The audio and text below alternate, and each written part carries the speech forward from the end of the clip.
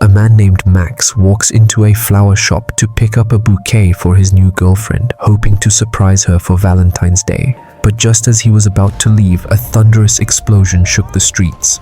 Max stepped outside and saw utter chaos unfolding. People were attacking one another in the streets. Stunned and confused, Max stood still, trying to grasp what was happening. Suddenly, a man ran up to him, urgently warning that a zombie virus had broken out across the city and that Max needed to escape immediately. Max's thoughts raced to his girlfriend and he rushed home. Along the way, he noticed a woman lying motionless on the ground. Out of concern, he gently covered her with his jacket, only to have her suddenly spring up as a zombie. Max ran for his life and didn't stop until he got back to his apartment. Once inside, he called out to his girlfriend but received no reply. His search led him to the bathroom where he found her, already turned into a zombie. In disbelief, he slowly closed the door, trying to collect himself. When he opened it again, she attacked him, confirming his worst fear.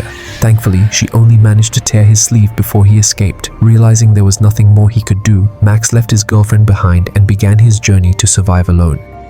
News broadcasts on television confirmed the outbreak of the zombie virus. Reports stated that the virus had originated in chickens, where it caused only minor flu-like symptoms, but once it crossed into humans, it mutated into something far more lethal. No cure existed yet, and people were urged to stay indoors.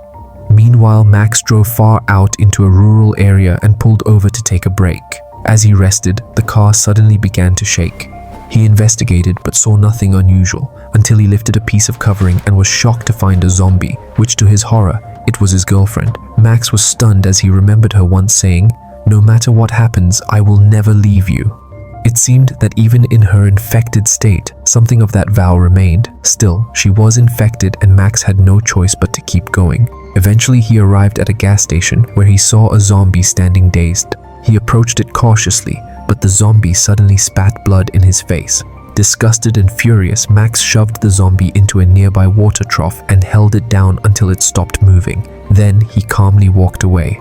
While passing a factory, Max decided to enter and scavenge supplies. But once inside, his zombie girlfriend ambushed him again. He fought back, slamming her to the ground and hitting her repeatedly, but his punches had no effect. She appeared unfazed and instead spat blood in his face and then bit his wrist. Screaming in pain, Max kicked her off and grabbed a nearby axe. Upon seeing the weapon, the zombie paused, then turned and walked away. Max's wrist was badly injured, but fortunately, he came across a surviving doctor inside the factory. She treated his injury and gave him a dose of an antivirus serum she had been developing. She revealed that the virus hadn't mutated from the flu. It was actually a lab creation meant for genetic modifications in animals. But once it infected humans, it triggered violent changes. Most disturbing of all, the infected only targeted the people they had loved the most, explaining why his girlfriend kept chasing him. The doctor hadn't given up on reversing the infection. She had been tirelessly developing a serum in hopes of saving the infected. Hearing this, Max became determined to save his girlfriend. He took a vial of the serum and set out to find her once more. He grabbed a rope from his car, ready to restrain her if needed. After searching all night, Max finally found her on a hilltop. He tied her up and injected her with the serum. At first, there was no visible change, likely because her infection had progressed too far. Max waited anxiously. Until that evening, she finally began to calm down. Just then, Max heard a noise outside the car. He grabbed a hammer and stepped out of the vehicle to check. Suddenly, a zombie attacked him from behind. Max wrestled it to the ground and began hitting it, but his strikes were ineffective. Realizing he was using the wrong end, he flipped the hammer and delivered a fatal strike, finishing the creature instantly. Then he heard his girlfriend's voice from inside the car, a clear sign that the serum had started to work.